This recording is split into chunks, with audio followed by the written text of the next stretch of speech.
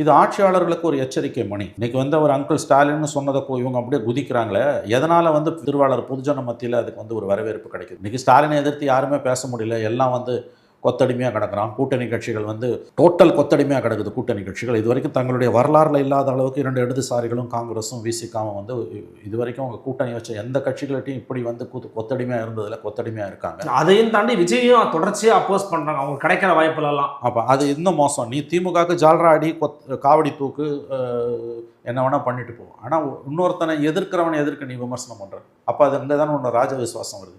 இல்லை, அவர் வந்து அடையாளப்படுத்தணும்னு நினைக்கிறார். இப்போ டாக்டர் திருமா கூட ஒரு இடத்துல பேசும்போது நாங்களும் பிஜேபி எதிர்க்கிறோம்னு சில பேர் வருவாங்க, அவங்களால நம்பிடாதீங்க அப்படின்றாரு. பிஜேபி எதிர்ப்ப திருமாவுக்கோ விசிகாக்கோ யாரும் வந்து இது வந்து ஐஎஸ்ஓ முத்திரை குத்தி அவங்களுக்கு அவுட் சோர்ஸ் பண்ணல. இந்த நாட்டில் பிறந்த ஒவ்வொரு குடிமகனுக்கும், தமிழ்நாட்டில் இருக்க ஒவ்வொரு குடிமகனுக்கும் பிஜேபி எதிர்க்கிறதுக்கு உரிமை இருக்குது. அவனோட உணர்வுல அது கலந்துருக்கு.